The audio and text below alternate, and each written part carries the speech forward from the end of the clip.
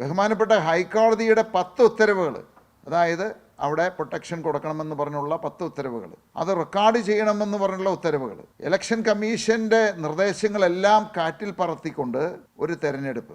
അപ്പോൾ ഇവർ മുൻകൂട്ടി പ്ലാൻ ചെയ്തതിനെല്ലാം വ്യത്യസ്തമായിട്ട് ഹൈക്കോടതിയുടെ ഉത്തരവ് വരികയും ക്യാമറ നിരീക്ഷണം ഏർപ്പെടുത്തുകയും ചെയ്ത പശ്ചാത്തലത്തിൽ ആ പദ്ധതി അട്ടിമറിക്കാൻ വേണ്ടിയിട്ടാണ് ഇവർക്ക് വേണ്ടി ഇലക്ഷൻ കമ്മീഷൻ ഇഷ്യൂ ചെയ്ത ഈ 150 പാസുകൾ തന്നെ ഇവർ മുക്കിക്കളഞ്ഞത്. അപ്പോൾ നമ്മളെല്ലാം പറയും ജനാധിപത്യ രീതിയിൽ തെരഞ്ഞെടുപ്പ് നടക്കുന്ന സംസ്ഥാനമാണ് കേരളമെന്ന്. CPM കണ്ണൂരും മറ്റുമൊക്കെ നടപ്പിലാക്കുന്ന ഒരു കണ്ണൂർ മോഡൽ മധ്യ തിരുവിതാംകൂറിലേക്കും വ്യാപിപ്പിക്കുന്നു എന്നുള്ളതിൻ്റെ ഒരു തെളിവ് കൂടിയാണത്. അപ്പോൾ ഒരു തെരഞ്ഞെടുപ്പ് അട്ടിമറിക്കാനായിട്ട് അല്ലെങ്കിൽ ജനാധിപത്യം അട്ടിമറിക്കാൻ വേണ്ടിയിട്ട് ഇവിടുത്തെ CPMും കോൺഗ്രസും നടത്തിയ ഒരു ഗൂഢാലോചനയാണ് അത് പുറത്തു കൊണ്ടുവന്നത്. കുന്നത്തുനാടിനെ സംബന്ധിച്ച്, എറണാകുളം ജില്ലയെ സംബന്ധിച്ച് ഇവിടെ CPMും കോൺഗ്രസും ഒറ്റക്കെട്ടായിട്ട് നിന്നാണ് 2020 തോൽപ്പിക്കാനായിട്ട് മത്സരരംഗത്ത് വന്നത്. ഒരു സ്ഥാനാർത്ഥികൾ പോലും ചിഹ്നത്തിൽ മത്സരിച്ചില്ല എന്ന് മാത്രമല്ല, ഇവർക്ക് 2 കൂട്ടർക്കും കൂടി ഒരേ സ്ഥാനാർത്ഥിയായിരുന്നു. ഇവിടെ കുന്നത്തുനാടിനെ സംബന്ധിച്ച് പറയുകയാണെങ്കിൽ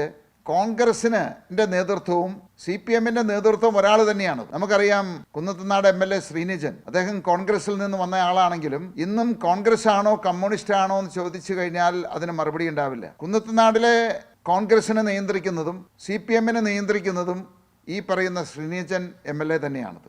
ഒരാൾ തന്നെയാണ് ഇവർ 2 കൂട്ടരെയും നിയന്ത്രിക്കുന്നത്. ആ ഒരു ധാരണയുടെ അല്ലെങ്കിൽ അദ്ദേഹത്തിൻ്റെ ആ ഒരു തീരുമാനമനുസരിച്ചാണ് കുന്നത്തുനാടിൽ വ്യാപകമായിട്ട് കോൺഗ്രസും കമ്മ്യൂണിസ്റ്റും ഒന്നിച്ചു നിന്ന് മത്സരിക്കാനായിട്ട് തീരുമാനിച്ചത്.